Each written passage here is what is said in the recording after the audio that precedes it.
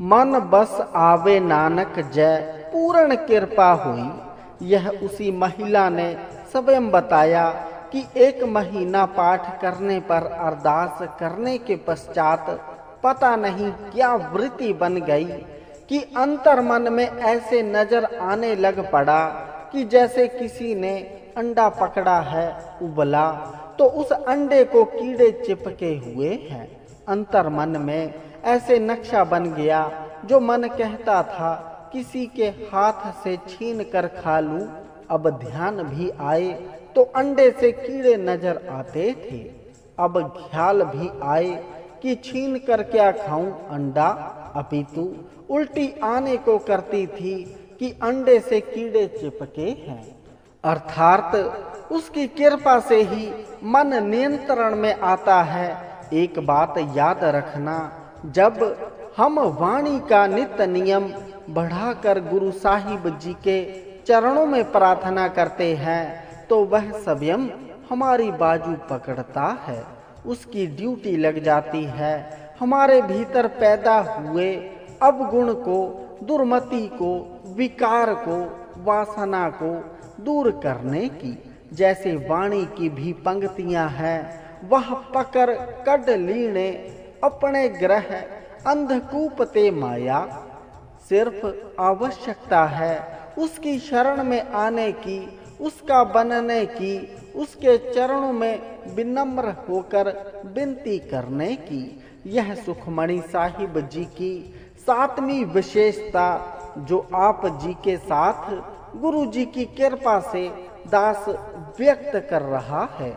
यदि कहीं इसे मन में बसा लो तो आप स्वयं ही कहेंगे कि कौन सी ऐसी वस्तु है जो गुरु घर में नहीं।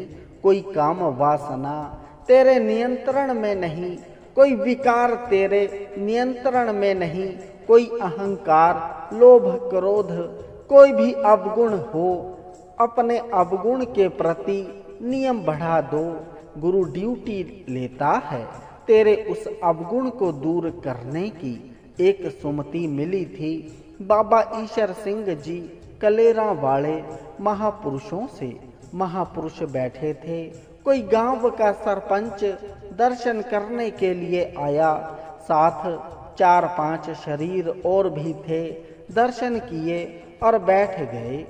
वह शरीर कहने लगे बाबा जी को, यह गांव का मुखिया है। बाबा जी अंतर्यामी उसकी ओर देखकर कहने लगे, भाई कोई बुरी चीज तो इस्तेमाल नहीं करता।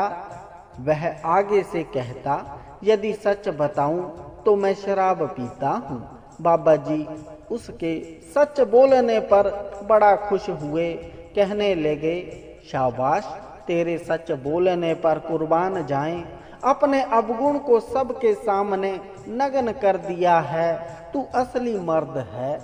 हमारे पास भी कई आते हैं शरीर, शराब पीने वाले होते हैं, लेकिन पूछने पर कह देते हैं कि हम नहीं पीते, या कहते हैं कभी कभी पीते हैं, यूं नहीं पीते। कभी कोई विवाह शादी आ जाए तो ही पीते हैं। भाव कि सच बोलने की हिम्मत नहीं, अपने अवगुणों को नग्न करने की हिम्मत भी किसी बिरले के पास ही होती है। तो ही बाबा जी कहते, असली मर्द निकला है, सच बोला है। बाबा जी फिर कहने लगे, छोड़ दे, ना पिया कर, क्योंकि शराब पीना अच्छा नहीं। वह आगे से कहने लगा, बाबा जी मैं छोड़ नहीं सकता, मेरे वश में नहीं। बाबा जी छाती पर हाथ मारकर कहने लगे, बड़ा मर्द है भाई, तू सच कह दिया है कि पीता भी हूँ और छोड़ भी नहीं सकता, तो कुछ हमारे सामने कह देते हैं, अब नहीं हाथ लगाएंगे, और करते सब कुछ जाते हैं। बाबा जी ने 2-3 बार उसे छोड़ने की प्रेरणा दी कि यह बुरी चीज है, छोड़ दे। उसका यही जवाब था, बाबा जी मेरे वश में नहीं, मैं छोड़ नहीं सकता। जब बाबा जी ने देखा कि बिल्कुल बेबस है अपने अवगुण से, तो बाबा जी कहने लगे, अच्छा फिर छोड़ नहीं सकता तो एक वचन मान ले, एक पाठ सुखमणि साहिब जी का प्रतिदिन अपने नित्य नियम के अलावा बढ़ा दे और सप्ताह बाद देग कराकर अरदास करता जा कि सतगुरु मेरी शराब छुड़ा दो। वह कहने लगा, जी मैं यह कर लूंगा। जब वह सभी चले गए तो बाबा जी के विहंगम कहने लगे, बाबा जी आपने उसे यह क्या कह दिया कि नहीं छोड़ सकता? तो कोई बात नहीं, आपने उसे चेतावनी करनी थी। बाबा जी कहने लगे, भाई जो साथ दवाई दी है आपने वह नहीं देखी? वह कहने लगे, हम कुछ समझे नहीं। बाबा जी कहने लगे, जो एक पाठ सुखमणि साहिब जी का प्रतिदिन नित्य नियम से अधिक करके गुरु के आगे अरदास करने के लिए कहा है, वह दवाई दी है अवगुण छुड़ाने की।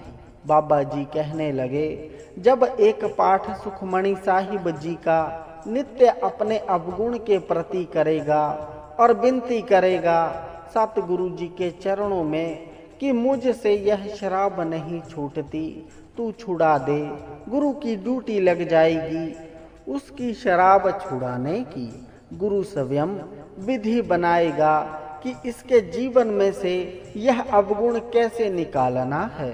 गुरु की विधि बहुत बड़ी है। वह चाहे शरीर को कोई त्रुटि लगा दे और डॉक्टरों ने कह देना है, यदि आप यह छोड़ोगे तो ही स्वस्थ होंगे। प्यारों, यह सुखमणि साहिब जी की बख्शिश है।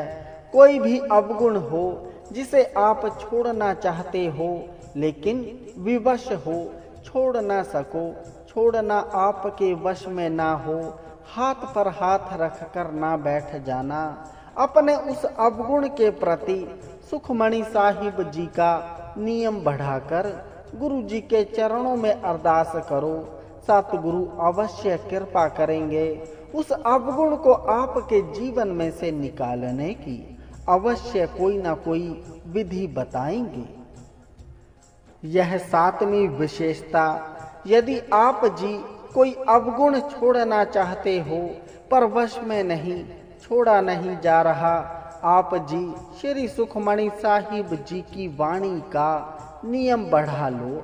फिर अवगुण दूर करने की ड्यूटी गुरु साहिब जी स्वयं पर ले लेते हैं।